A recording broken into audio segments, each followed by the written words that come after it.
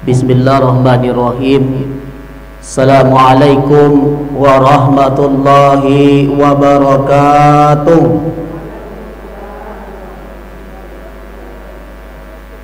Alhamdulillahillazi an'ama alaina bi ni'matil iman wal islam. Ashhadu an la ilaha illallah wahdahu la syarika la al-malikul alam. Wa ashhadu anna Muhammadan abduhu wa rasuluhu sayyidul anam.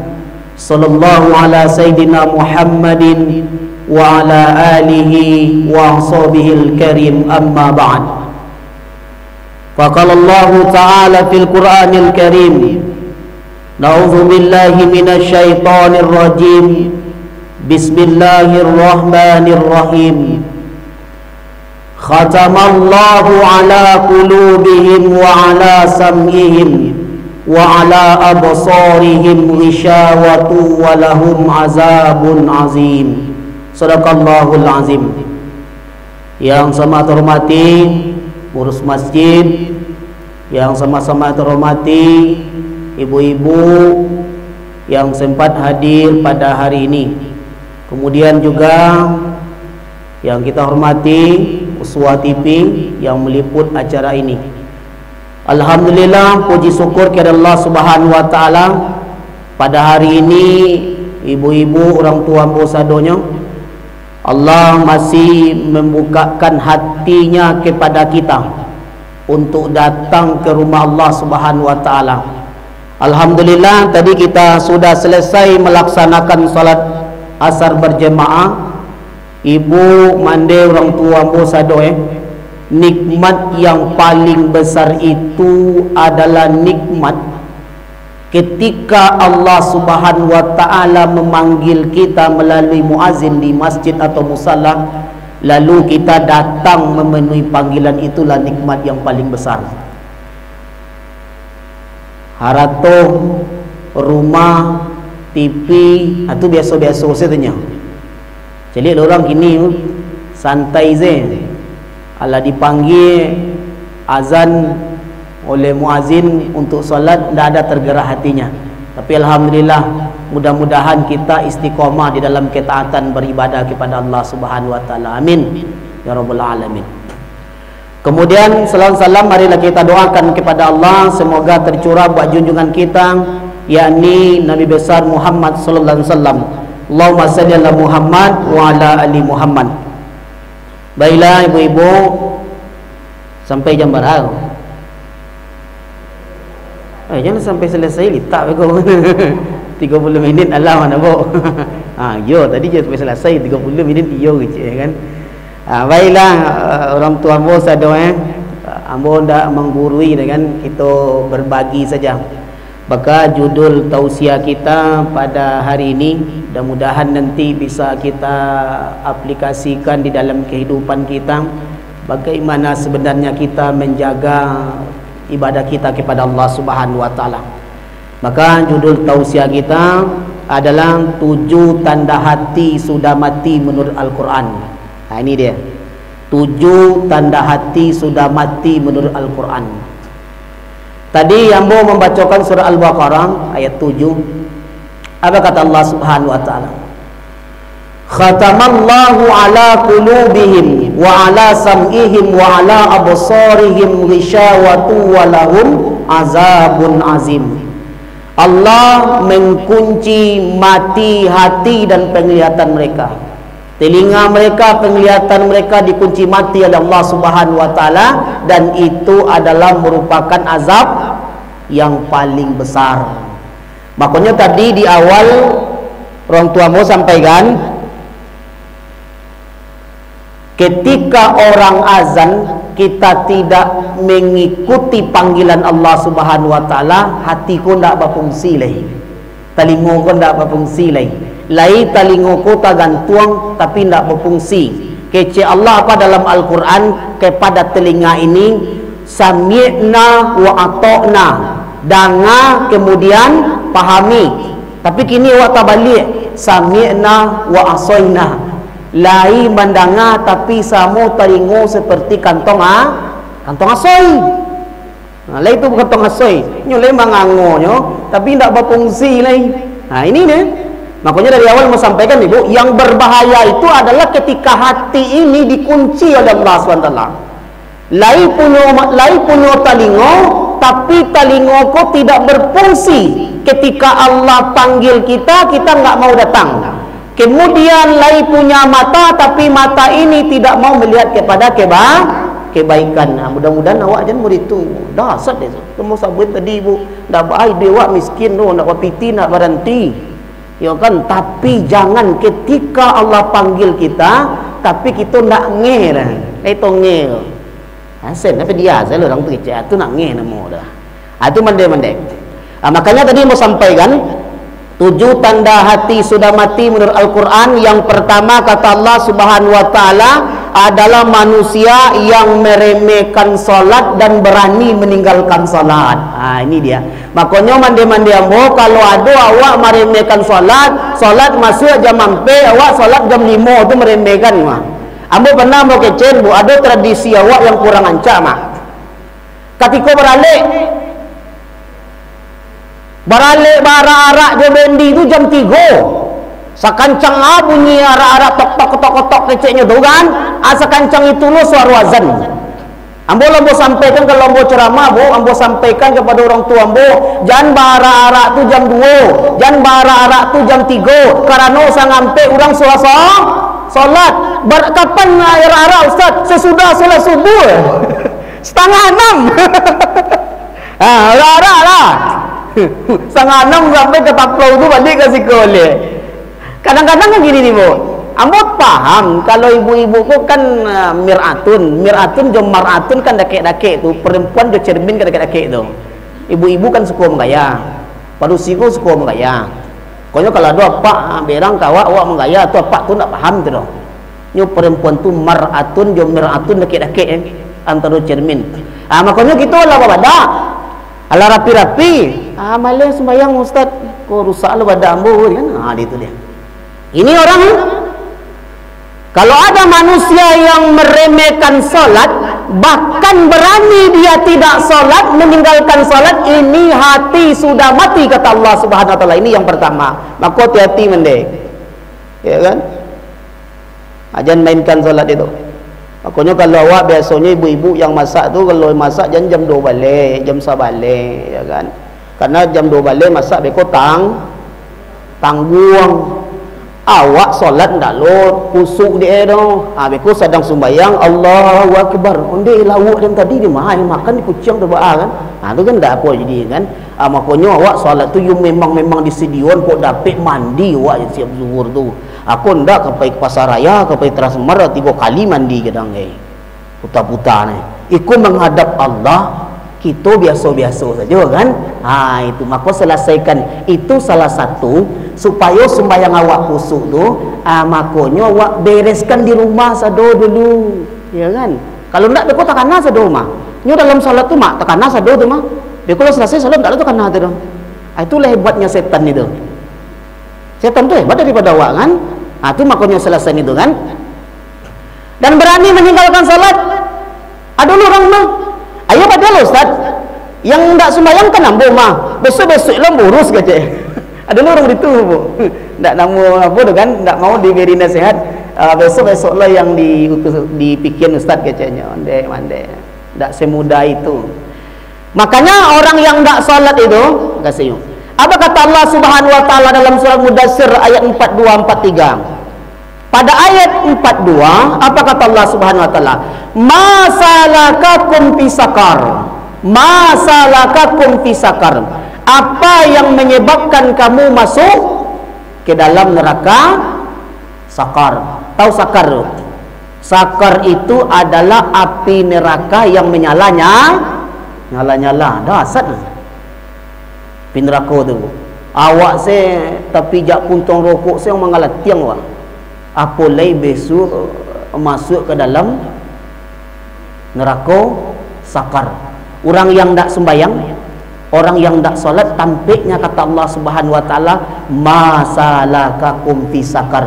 Apa yang menyebabkan kamu masuk ke dalam neraka sakar?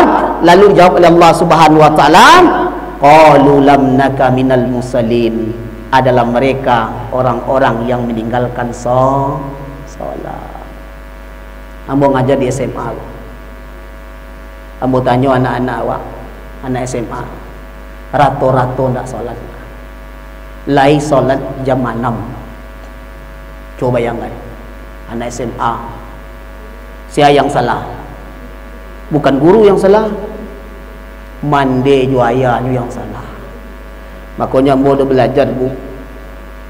Ada pakar psikologi mengatakan, kalau kita gagal mendidik anak kita waktu dia bayi sampai SD, maka kita akan gagal selamanya. Dia. Makanya banyak orang-orang jemaah-jemaah aku bertanya ke ambo, Bu, Ustaz, anak ambo SMA, Ustaz tak nak ambo sembahyang Ustaz. Tu dalam bagi channel. Maka mendidik anak tu sampai ke cucu orang tua ambo, mendidik anak tu hati-hati ketika SD itu hati-hati, dari nyobai sampai SD itu hati-hati anak awak ni. Kalau ndak kacau. Biasakan. Kalau SMP disuruh payah. Kalau SMA payah. Melatih dari kau ngecenya kan ndak solat itu dah. Kalau gampang bekon sebentar aja kat 3 hari bekon hilang dia tu kan. Tu dia. Payah ni. Karakter awak tu payah. Makanya kalau mulai awak dari ketik, diajar anak awak tu rajin solat, ibu mandi ambo pergi ke masjid, ibu anak tu kau indah anak ditinggal di rumah saja dikasih HP. Kan dah bagus kan? Kasih you. Dia lah Ustaz pada nyemai ibu. Ini dia. Anak-anak gini, generasi muda gini dasar tu, ngiri lah kita. Mau ngiri menangis Bu. Rata-rata anak SMA tu ndak solat. Baca orang mengecen. Alasannya abu banyak rata-rata tak kalok ngecen. Tumbo tanya, ayah awak tak kalok lo. Iyo Pak Ustaz, mak tak kalok je. Berarti keluarga tak kalok tu mah. Iya kan? Ayo Ustaz. Jangan anggap remeh Bu. Solat ni penting. Sebanyak abana amal ibadah yang awak lakukan, kalau awak tak solat tak juga kaman jadi ditolak seluruh amal ibadahnya. Makanya yang pertama nanti yang tanya dalam kubur itu adalah solat. Konda di rumah tangga baca kak dari saya, banakah baca kak di rumah tu tak ada yang sembahyang seorang Allah, tak ada yang baca Al-Quran, parang jo iran tangka. Cari laki ni Bu, sebulan menikah carai. Mudah beli goreng pisang sih nikah deh. Ya carai ya. Karena ru agama ndak ada. Kau maaf sengecek wah. Kalau ambo menilai setia orang tua-tua dulu lai. Nyo kalau baca kak tapi mulutnya ndak kasar. Anak-anak awak kini yang baru-baru nikah tu, kalau baca kak mulut kasar. Pulanglah kau jo ke mak ku mamak kau lai je. Itu kan. Itu.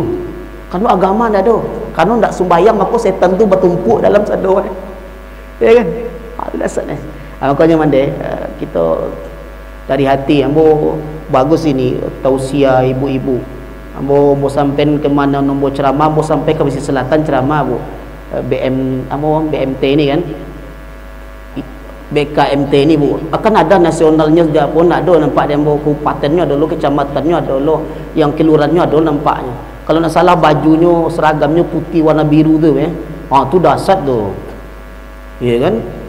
Sekali sebulan datanglah Imam Syafi'i membagi waktu tu 3 Bu. 8 jam untuk beribadah, 8 jam untuk karajo, 8 jam untuk tidur. Kan 24 jam dalam sehari ya. Pun dah awak bakal rajo sih tarui. Beko mati tengah ngalah. Mati dan mah kece. Nyat mati ni bertanya lah kawak ni. Mana? Iya, bagi 8 jam untuk beribadah, 8 jam untuk bekerja, 8 jam untuk tidur. Kau dari pagi, dari subuh jam sampai lo malam jam 10 bakar rajo selesai. Apakah harta itu akan bisa nanti akan bawa kita mati? Enggak. Ya kan? Punya auto bisa dibawa, punya rumah enggak? Istri. Tu yang viral gini tu. Keceknya ke kubur, dakik-dakik kubur je lelaki keceknya nak berlaki dia. 2 bulan, 2 tahun lelaki meninggalnya berlaki dia kan. Ya tahu mak kan. Sampiang lah mak kan. Dah ada dah mak. Anak-anak awak paling-paling seminggu je menangi 3 hari libur sekolah, siap tu sekolah lain. Suami awak belum tentu lah seminggunya di muka awak meninggal tu pura-pura menangis kecilnya kan. Alah payah dah bu. Siapa yang menolong awak? Amal ibadah. Makanya hamba kini henti-henti kepada kita sadok bu. Termasuk kepada diri hamba sendiri. Tak ada yang bisa menolong awak dah. Anak awak, harta awak, rumah awak, suami awak belum tentu lah kan. Makanya jangan berani kita meninggalkan solat. Ini yang pertama. Termasuk anak kita. Kalau ada anak kita seperti itu, mandai orang tua ambo, lambe-lambe kita mengecek jinyo, jangan kare-kare. Ang tak sembayang, ang masuk neraka mah. Tu bah ada mak. So neraka orang mengamak. Kau salah kau bang, ambo maaf saya buat. Zaman lah canggih, namun ilmu orang tua mendidik anak kurang. Ini kau tu mau kecen wirid lah, apailah pengajian tanya kau ustaz baca roh mendidik anak, kau ndak pai nikah deh. Aku ada anak 2 balen nak talok mendidik deh. Tak bisa. Kecil orang tua mau disamun lo anak dulu dan anak kini payah. Anak dulu mulai setia. Kalau nampak mata awak kadang takutnya. Cuba anak kini kadang mata. Ada pak. Lain lo pak ini lah kadang lo pak ini mah kecilnya kan. Itu tak bisa bu. Termasuk guru. Kalau ada guru bercakap di siswa mendidik tu guru tak pandai meja tu. Ya kan? Kecil murah jadi guru tu. Mengalau cakap di siswa tu. Ya lo elok lah. Nak pandai nak berhenti nak datang nak berhenti baru dia berang dah. Kamu tak ada berang kanak tu bu. Bahkan dia terlambat masuk kalau kalam boleh minta maaf le. Maaf ya nak ya pak terlalu capek mulai tu. Ini galaknya kecilnya kan. Itu kau mengawak. Kau berang. Mengapa terlambat awak? Kau mau tak awak? Mau tak dia tanya. Tak ada kepala. Ya kan? Kadang guru-guru berang lo ke. Terlambat siswa, terlambat je. Patang angnya kini ang lo je. Ya kan? Ditanya dulu mengapa terlambat kiranya terlambat bu ayah juga mak bercakap. Subuh selesai subuh orang hanya bercakap mak ayahnya. Dan anak-anaknya ko alun pai ke sekolah lai. Ada lai ke bu? Bungkuin beko jangan lupa. Iya. Anak siro pai wirid ke? Goreng dapat, air dapat, kopi dapat, beko piti wisilam pelot kan. Tu gara sebenarnya. Tu kalau ion tak bah. Di mana cerita tadi tu? Bercakap mak ayahnya subuh bu. Tu anaknya punya dia. Saya nak mungkin mak ayah cakapnya larainya dah. Nyo cali. Nyo tanya dia maknya. Nangalun pai sekolah lai. Dia piti belanja lah 2 majil lagi. Akhir terlambat pai sekolah. Tiba di sekolah kan dia berang lo. Pulang siang lai. Disuruh pulang anak lo. Akhirnya kau maaf saya bang. Ambo patang Pak Berlius datang ke sekolah. Cik Pak Berlius, Pak Kadis, Kepala Dinas Provinsi Sumatera Barat.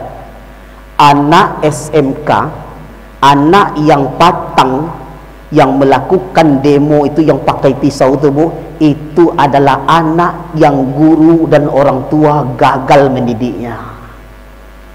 Di rumah dia kena marah, di sekolah dia kena marah. Kaman nagari kanya tunggu lah ibu.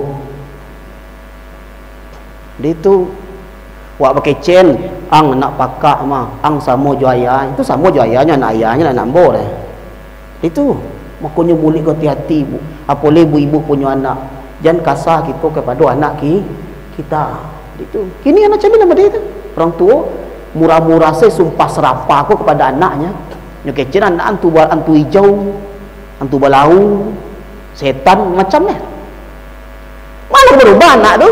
Nyo lemah lembut. Anak kini kau berbeza jo anak dulu tu jiwanya tu berbeda. Termasuk menyuruh kita solat. Hati-hati awak, jangan kare-kare awak.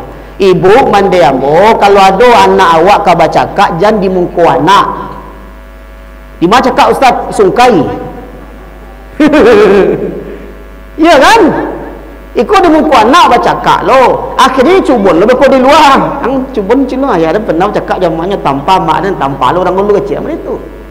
Hati-hatinya. Makanya hati-hati. Ajak lambe-lambe.